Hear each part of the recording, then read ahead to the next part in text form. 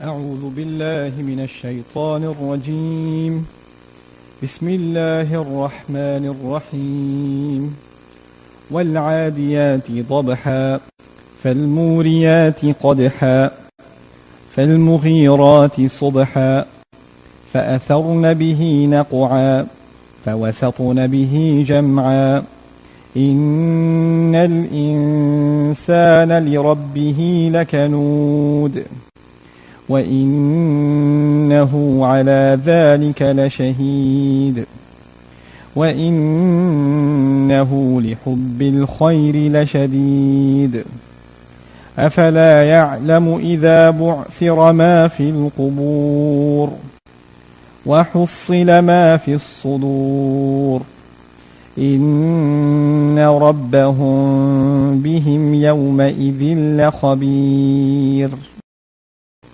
I want to start by saying that this surah is one of my favorites in the Quran when it comes to exploring the incredible logic of the Quran and the way in which the beautiful, creative way in which Allah sets up an argument. You know, the message of the Quran is very straightforward, very simple. But the power of the Quran is not just in what it says, but in how it says it. And this is a stellar example of how Allah presents an argument. How He sets up the mind of the listener in conveying a message to them in a powerful way. What we're going to learn in this surah, inshallah ta'ala, is the attitude of the human being, the greed of the human being, the carelessness and the heedlessness of the human being, and the things he does on this earth without fear of any consequence. The human being does things on this earth without caring what is going to be the result of this. I'm not going to get caught, so I don't care. Now, وَالْعَادِيَاتِ ضَبْحًا. Allah is taking an oath. And He says, I swear by al-adiyat. The word adiyah, in Arabic, it comes from the word adu, which means to have animosity. But adi, the masculine form, is used for someone who's running in battle against the enemy. You know, in battle, there's one thing you're preparing for the enemy, or your enemies. But when you're actually running towards your enemy, and you know when somebody's running towards the enemy, they don't look left or right, they don't care about anything else. All they care about is, I'm going to kill that guy over there. They're charging towards him. Now that's the form of the word that's been used, وَالْعَادِيَاتِ. I swear by battle horses that are marching forward with animosity. That's what Allah swears by.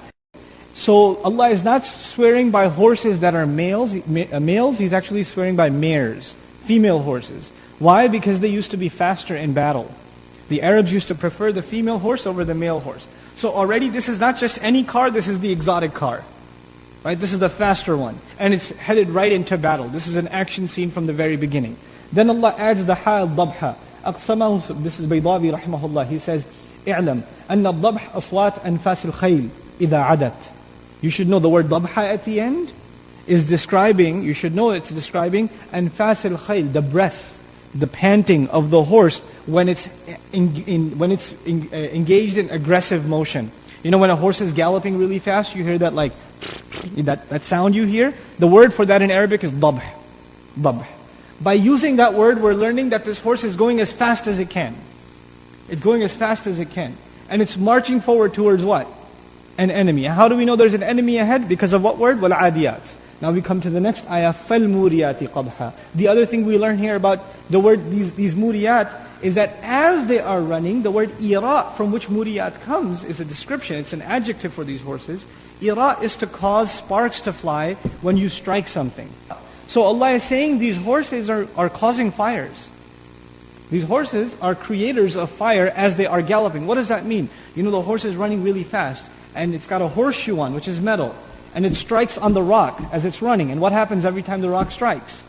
Sparks are flying. So they're basically creating a fire as they run. It's like that's added intensity to the scene. Right? They're literally blazing a trail behind them. Now, فَالْمُورِيَاتِ. Then is the word qadha. Qadh in Arabic is a violent strike that is very loud. The word qadha implies they're very loud gallops. Every strike is very, very loud and violent. So now this rider who is captured in the image of this surah, the horse was already running fast. It was already panting. And now as he's riding it, he looks down, what does he see? He sees these sparks flying. The scene got even more intense. Just try to picture this scene of these horses. Just a small, adiyat by the way, jam'u qillah. So it's a small bunch of horses, less than 10. So it's a small group of bandits, if you will, very few, and they're marching forward and these sparks are flying. Then he says, فَالْمُغِيرَاتِ صُبْحًا. Then the next scene, مُغِيرات. يغير أهلها على العدو ضبحا أي في وقته. Let's take the meaning one at a time. We'll go to Al-Baydawi rahimahullah. They take their riders right on top of the enemy. Ighara in Arabic means to ambush. That's from the word mughirat. It means to ambush. So we're learning these horses now. First they were marching and galloping forward, but in the next ayah, they've already reached the enemy and it's time to ambush the enemy. So they're at the point of contact. Ighara, to ambush or to attack the enemy or to be right on top of him. And by using that for the horses, what we're learning is the horses delivered the rider, who's the actual ahl of the horse, the actual rider, the owner of the horse. They took him right on top of the enemy. So the enemy is like on the ground, and this guy's with a spear above him, literally hovering over him. And that's the image captured by the word al-mughirat. Now, فَالْمُغِيرَاتِ صُبْحًا. They ambushed the enemy at what time? Subh. The word ighara is used when you go against the enemy, when this band goes against the enemy with the intent to kill. أو أسر أو نهب. Or to attack them secretly, or to rob them and pillage them. Allah attributed ighara as a noun to them. When a noun is used in Arabic, it means whatever you're talking about is known for that quality. So what we're saying then is the horses are known for running really fast. They are known that whenever they run, sparks fly. And they are known, these horses are known for being bandits and attacking the enemy. And they are also famous for doing that at what time? In the morning. Subhan. But if you know anything about attacking and robbing and pillaging, then you know the best time to do that is not the morning. The best time to do that is at night. When the enemy doesn't know where you came from, where you left. You can use the cloak of darkness to your advantage.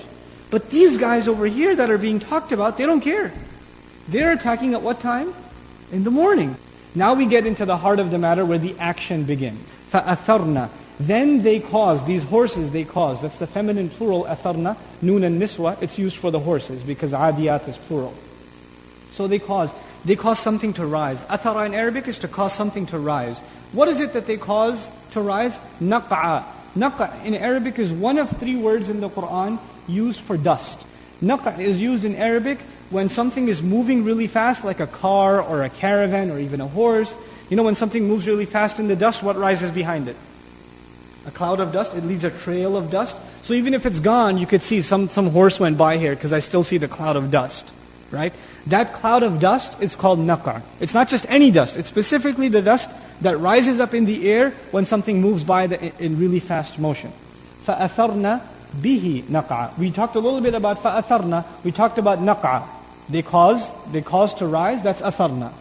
Naq'a is the cloud of dust that they're causing to rise. But the word we're missing in the middle is bihi. So what is that bihi? The pronoun he, it referring to. It could be referring to makan. For example, وَقِيلَ الْمَعْنَى فَأَثَرْنَا بِمَكَانِ عَدُوِّهِنَّ نَقْعًا. In other words, when they attack, when the fighting begins, there's so much action on the ground that dust is rising and you can't even see your enemy. So once the battle begins, it's completely covered and engulfed in dust. You can barely see in front of you in the chaos of battle. That's one implication of bihi. Now we get to the final ayah of the oath. فَوَسَطْنَ بِهِ جَمْعًا. Then they penetrate. Wasat. Wasat in Arabic is to penetrate right to the middle of something. The word jam'a could be applied to the horses, these guys that are attacking. Jam'a could also be used for the enemy. Meaning they went right into the heart of the entire gathering. Now you can imagine, the enemy also has line 1, line 2, line 3. You know how soldiers stand in lines? And these guys, it's almost like they formed a spear and they penetrated right through those lines, crushing their way in. And where are they now? In the middle. And when they're in the middle, where's the enemy? Before the enemy was in front of them, but now when they're in the middle, where's the enemy? All around them. The enemy's all around them. فَوَسَطْنَ بِهِ جَمْعًا. Now, when I stop here, I wanted to give you some background about the word ba a little bit. فَوَسَطْنَ بِهِ. Bi could be transitivity, we said taking advantage of the dust. But also ba here could mean al-haliyah, which means immediately as the dust cloud rises, immediately, there's no hesitation. They go right into the heart of the battle. Okay. Now it's a climactic moment. You want to know what happened next. That's what you want to know really badly. Now at that point, Allah says what He wanted to say all along.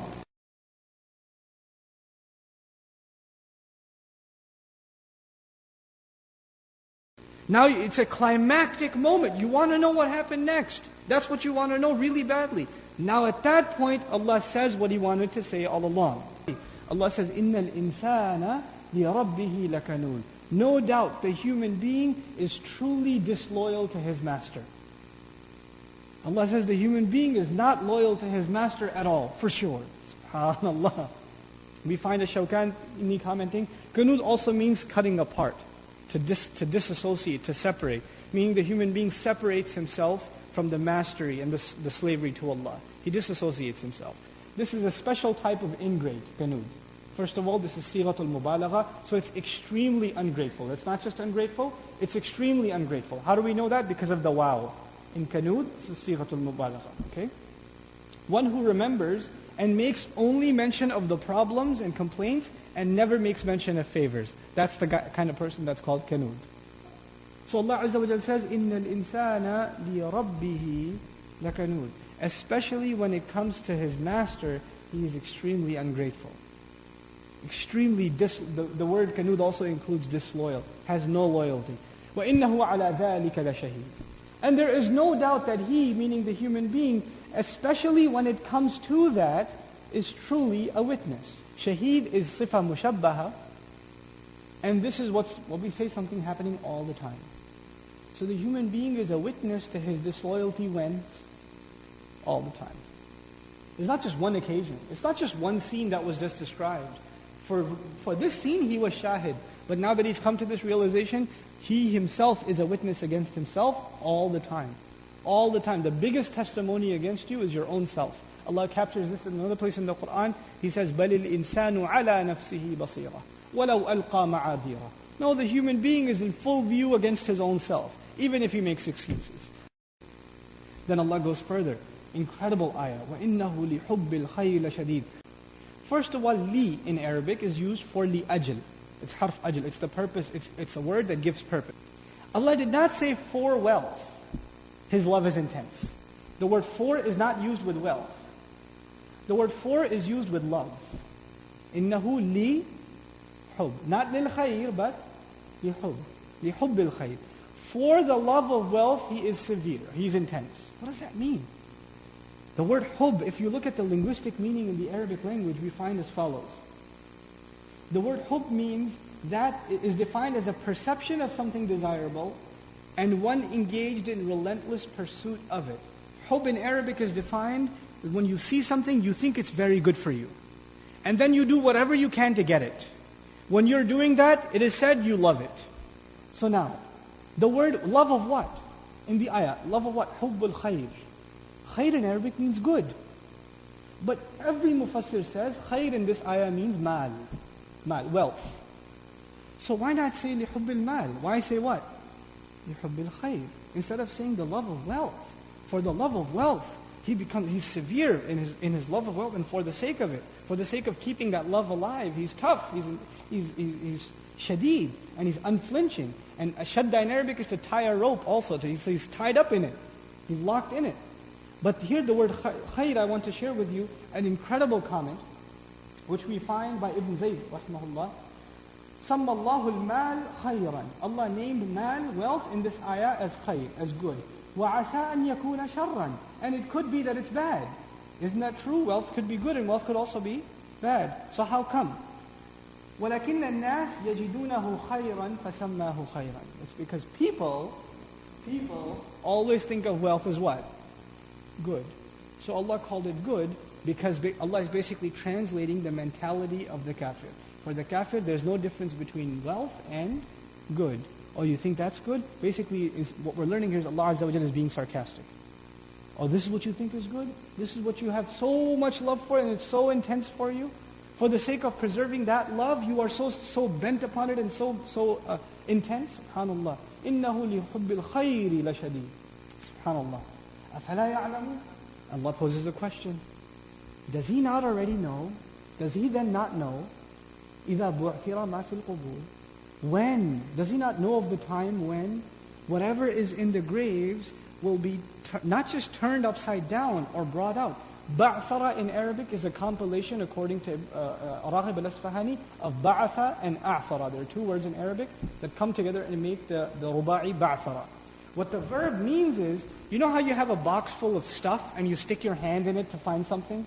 And you're throwing everything around until you find that one thing you were looking for? To basically turn things upside down to pull something out.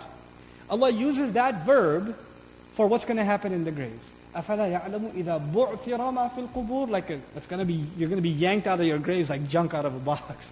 SubhanAllah.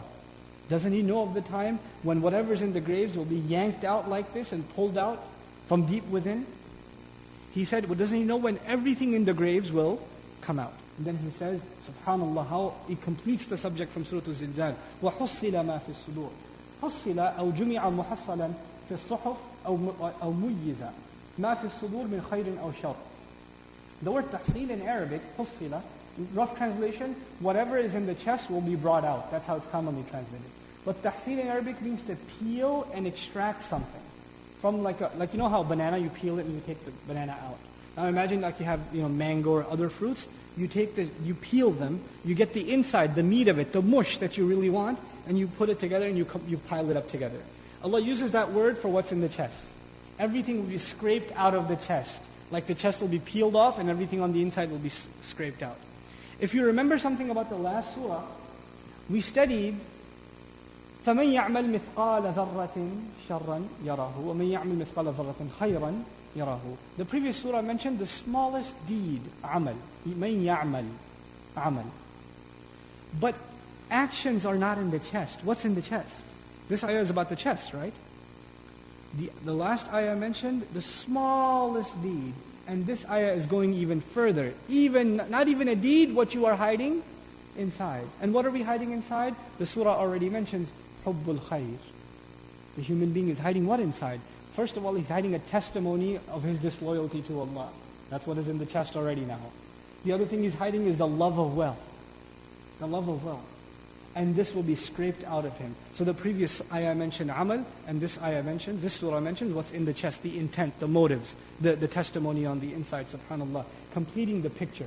Now you can say, إِنَّ رَبَّهُمْ بِهِمْ يَوْمَئِذٍ لَخَبِيرٌ. There is no doubt, their master, especially in regards to them, meaning these kuffar, who think there's nobody watching them, nobody knows what's in their heart, nobody knows what they did. Especially in regards to them. Why did I say especially? Because bihim is muqaddam. We don't say inna rabbahum yawma idhin la khabirun bihim. If bihim was at the end, I wouldn't say the word especially. But this is ikhtisas, li'annahu yuqaddam. Right? So inna rabbahum bihim yawma idhin la khabir. Their master, no doubt, especially in regards to them, on that day, he will especially have khabr of them. He will be khabir of them. Fully aware. Fully knowledgeable. The word khabir, rhetorically in the Arabic language, is more powerful than alim. To be fully aware of the reality of something in every one of its details, inside and out. Why is that word more appropriate in this case? It's more appropriate because now we've come to the point where not only does Allah know what's on the outside, but also what's on the inside. We conclude this surah with a discourse on how the beginning of its rhetoric is tied to its end. The surah begins with the carefree who pillages and robs and is not worried about the consequence. Who doesn't think anybody knows what's going on. Nobody knows what happened here. Nobody will keep record. But the surah ends with someone who had full news and is fully aware with every last detail on what he did on the outside and what he's keeping on the inside. إِنَّ رَبَّهُمْ بِهِمْ يَوْمَئِذٍ لَخَبِيرٌ بارك الله لي ولكم في القرآن الحكيم ونفعني وإياكم بالآيات والذكر الحكيم والسلام عليكم ورحمة الله وبركاته.